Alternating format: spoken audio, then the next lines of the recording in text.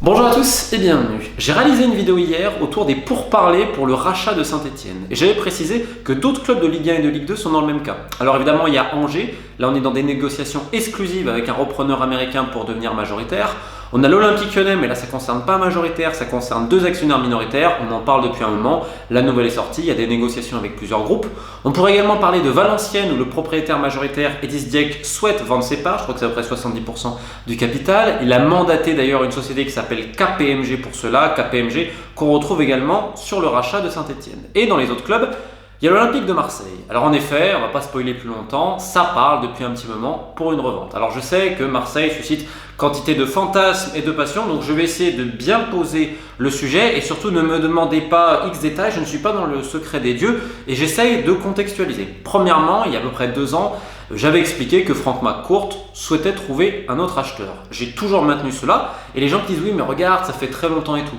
Il faut bien comprendre qu'un rachat de club de foot, ça prend du temps. Entre la volonté du propriétaire de vendre et celle effective de « en effet, j'ai trouvé un acheteur qui veut mes conditions », ça peut prendre des années et des années. Demandez aux supporters de Nancy. Jacques Rousselot, pendant des années, il a essayé de vendre. Il y a eu plusieurs négociations, des fois avortées pour plein de raisons. Finalement, ça a mis des années et des années. Pareil pour Mazonia 3, avant que le City Football Group rafle la mise. Et que dire de Saint-Etienne avec Kayazo et Romeyer, qui il y a 3 ans pouvaient quasiment gagner 100 millions d'euros sur la revente et qui finalement vont se retrouver cet été avec 4 fois moins. Donc, les rachats, ça prend des fois beaucoup de temps. Et le deuxième point sur les rachats, tu as les rachats blabla, c'est-à-dire c'est des faux rachats, des gens qui ne vont pas arrêter de parler, se servir de la presse. Souvent, c'est quand tu n'as pas assez d'argent ou que tu souhaites mettre une pression populaire en t'attirant un certain soutien parce que tu n'as pas toutes les cartes en main. On peut penser à tous les escrocs et tous les bonimenteurs qui se servent de la presse pour dire j'ai de l'argent, je vais ramener un fonds ou que sais-je encore. Souvent, c'est quand tu n'as pas le pognon. Un bon business, c'est un business discret. Quand McCourt il rachète l'OM, il n'y a personne qui est au courant quasiment, parce que ça ne fuite pas. Et il y a aussi un autre point sur ça vis-à-vis de McCourt.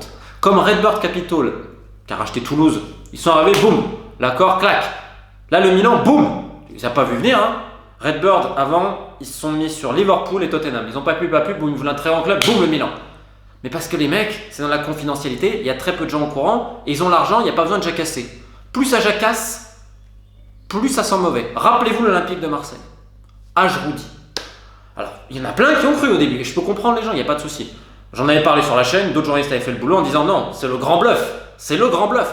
Au final, ça a été le grand bluff. Et ensuite, on a entendu pique-pendre avec plein de rumeurs, etc. Certaines avérées, d'autres non. Il y avait notamment le nom de Walid bin Talal, un prince saoudien. J'en ai parlé ici, j'ai dit arrêtez avec Walid bin Talal, il n'y a rien et tout ça. Et le problème, c'est vu qu'on parle Olympique de Marseille, tu as aussi plein de fantasmes à ce sujet-là. Est-ce que je peux comprendre, vu la taille du club et tout ça, tu as le même genre de choses avec d'autres clubs super populaires. Tu prends le Celtic et le Rangers en Écosse pour parler de choses que je connais. Quand tu as ce genre de potentielle discussion lors du rachat des Rangers, ça avait été la même chose. Tu avais entendu 50 000 trucs. Donc ça va avoir la même chose. Des clubs très populaires à celui-là, très grands clubs. Ok, pas de souci. Sauf que là, qu'est-ce qui s'est passé depuis 2 ans? McCourt, il a sondé le marché, il l'a testé. Alors évidemment, il ne va pas le dire publiquement, parce que c'est des mecs discrets, encore une fois. Bon business, c'est un business discret. Et surtout que là, ça se passe aux US. Parce que lui, sa première volonté, c'était de vendre à un groupe américain. Et il y a eu des négociations qui ont finalement avorté, parce que ce groupe-là a pris une autre franchise sportive. Alors, j'ai pas le nom. Malheureusement, j'ai pas non plus tous les secrets. Néanmoins, le club a été proposé pas tellement à divers fonds, il y avait des avocats qui en parlaient, etc. Mais McCourt, par son propre réseau, comme il l'avait fait à l'époque aux Dodgers, cherchait un revendeur. C'est pour ça que c'est pas non plus trop sorti, parce qu'ils n'ont pas mandaté, admettons, comme je dis n'importe quoi, Lyon, là, avec le Rain Group, ce qui fait que des fois, le Rain Group, ils ont tendance à faire fuiter des trucs. Là, il n'y a pas eu ça. Là, c'était de par les propres réseaux de Frank McCourt et de sa holding. Donc, forcément, le risque de fuite, il était beaucoup plus petit. À partir de là, on a cherché aux États-Unis, mais non, ça s'est pas fait et tout. Maintenant, il y a ce vieux serpent de mer saoudien. Ça fait un moment qu'on en parle, etc. Il y en a plein qui le disent et tout. Moi, je rappelle toujours ce que j'ai dit, une cohérence. McCourt cherche à vendre, cherche à trouver un acquéreur, mais c'est vrai qu'il voulait quand même un très gros prix il y a à peu près 2 ans. Se passe ensuite quelques pourparlers, ils essaient de trouver par eux-mêmes aux États-Unis. Et ensuite, on entend parler des Saoudiens. Alors, il y a à peu près 1 an et demi, on leur a proposé le dossier au PIF, qui est donc le fonds souverain d'Arabie Saoudite, qui est devenu propriétaire de Newcastle. Ça leur a été proposé plusieurs fois. Et ils ont regardé. Ça, j'en avais parlé une fois lors de certains projets sportifs en Arabie Saoudite. Et là, il y a une accélération qui s'est passée au printemps dernier vis-à-vis de l'Arabie Saoudite, mais sur d'autres clubs également.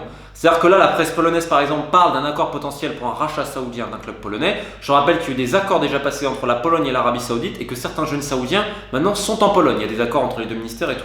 Alors vous allez me dire, mais il y a des accords évidemment entre la France. Là, c'est différent. Là, on est vraiment dans un truc politico-sportif vis-à-vis de la Pologne. Et en effet, le fonds souverain saoudien, on va pouvoir le dire, cherche à racheter d'autres clubs à travers l'Europe. Prendre évidemment le modèle sur le City Football Group. Donc il y a eu des pourparlers avec l'Olympique de Marseille au printemps dernier. Mais le problème avec tous les intermédiaires, c'est qu'il y a tellement d'intermédiaires qui ont proposé ça à des Saoudiens, ainsi à là. Et le pire, c'est que la plupart ont été influencés par tout ce qui s'est dit sur les réseaux. Les gens n'imaginent même pas, mais en fait, ça a sollicité, ça a créé un fantasme. Il y en a plein qui se sont dit, putain, on va essayer de s'engouffrer dedans pour faire potentiellement de l'argent et ramener des Saoudiens, ou que sais-je encore, en essayant la rivalité et tout, enfin bref. Après, il y en a plein qui sont pris pour des jeux politologues. Ça a été vraiment la foire fouille avec plein d'affairistes au milieu. Sauf qu'en effet, le dossier a été proposé. Alors, il y a eu pour parler, à un moment donné, ça a très très bien avancé. Et puis Anne Massoran ne voit toujours rien venir. Alors, il faut aussi préciser que l'une des personnes dans ce dossier-là est gravement malade. Donc, je tairai son nom par souci privé. Donc, il y a aussi ça. De ce que je sais, il y a eu des pourparlers et je ne sais pas si c'est un mandat de vente exclusive, je ne sais pas ça, négociation exclusive ou un mandat normal, je ne pourrais pas le dire. Mais en tout cas, je sais qu'il y a un truc qui doit se terminer dans le mois vis-à-vis de l'Arabie Saoudite. Je ne sais pas la teneur exacte, je ne suis pas dans le secret des dieux. Mais dans le golf, j'ai quand même 2-3 petites billes. Donc, il y a ça. Sauf que, comme je vous dis, c'est imprévisible. Un jour c'est oui, un jour c'est non. Sauf que, pourquoi il y a un troisième drapeau sur la vignette qui est celui des Émirats? C'est qu'il y a, depuis très longtemps, ça a été proposé. Et là, il y a des intérêts. Alors, j'ai pas le nom des gens. Je vais être très très clair à ce niveau-là. La seule chose que je sais, c'est que depuis des mois, les discussions sont intensifiées avec le board de l'Olympique de Marseille. Enfin, pas de l'Olympique de Marseille, de la holding de Franck McCourt, parce que c'est lui qui gère tout simplement. Et que la Marielle n'a jamais été aussi belle. C'est-à-dire que là, tu as une qualification en Ligue des Champions directe. Et j'en avais parlé il y a quelques mois, j'ai dit, le but, c'est de se qualifier en Ligue des Champions pour revaloriser un petit peu ton club, qui forcément, en termes d'actifs, c'est compliqué parce que l'effectif, il y avait beaucoup de prêts. Donc la valeur des joueurs, donc la valeur des actifs, elle n'est pas non plus énorme. Tu as un gros déficit structurel, il faut remettre la main au pot. Et d'ailleurs, Franck McCourt en a marre de remettre la main au pot. Ce qu'on peut comprendre, il n'y a pas de problème, il n'a pas les fonds du Qatar ou à l'époque de Chelsea, Roman Abramovich, il n'y a pas de souci à ce niveau-là. Donc en effet, est-ce que c'est dans l'intérêt de McCourt, on en parle depuis très longtemps, de remettre chaque année quand même 40, 50, 60 millions pour équilibrer de par le déficit structurel? À un moment donné, ça fait beaucoup quand même la note. Donc quand tu as quelqu'un qui souhaite vendre depuis un moment, s'il veut rentrer à peu près dans ses frais, la Marielle n'a jamais été aussi belle que cet été. C'est cet été ou jamais. Les discussions donc se sont amplifiées depuis quelques mois. Alors le problème, j'hésitais beaucoup. Ça fait un moment que je voulais tourner ce sujet. J'en ai parlé à 2-3 personnes que je connaissais. Mais de par les réactions que ça suscite, ça me gênait profondément. Parce qu'il y en a plein qui ont essayé de surfer là-dessus. Il y en a plein qui ont raconté n'importe quoi aux gens, qui ont fait fantasmer et tout. Le seul point qui est certain, c'est qu'eux, ils veulent une discrétion absolue, ce qu'on comprend, et c'est de par le fonctionnement également de la holding McCourt, il n'y a absolument aucun souci, donc on ne va pas révéler des trucs complètement fous. Mais là, dans le milieu du foot, ça commence vraiment à se savoir que McCourt cherche, et maintenant plus simplement aux États-Unis, et qu'il y a plusieurs dossiers qui ont été avancés au Moyen-Orient, notamment aux Émirats actuellement.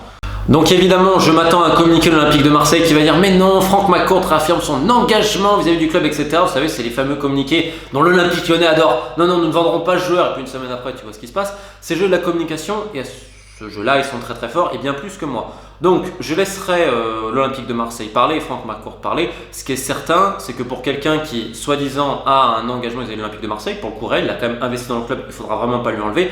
Il ne faut pas oublier que depuis quelques mois, ça parle pour une revente. C'est ça l'information. Le reste, je ne suis pas dans le secret des dieux, je ne sais pas comment ça se terminera, je ne sais pas qui y a. La seule chose dont je suis certain, c'est que ça parle, que maintenant dans le milieu du foot, ça se sait, et que ça ne concerne plus que les États-Unis, et qu'au milieu de tout ça, tu as beaucoup d'intermédiaires autres qui ont essayé d'en profiter pour présenter plein de dossiers farfelus. Donc souvent, on répondait même pas, et il y a d'autres dossiers par contre beaucoup plus avancés à ce sujet-là. Donc voilà, je n'en sais pas plus, pas la peine de me poser 50 000 questions. Bonne chance à l'Olympique de Marseille pour la prochaine saison, et également aux autres dossiers des rachats. On en parlera d'ailleurs bientôt parce qu'il y a beaucoup à dire. Allez, bonne journée à tous, équipe de Faith.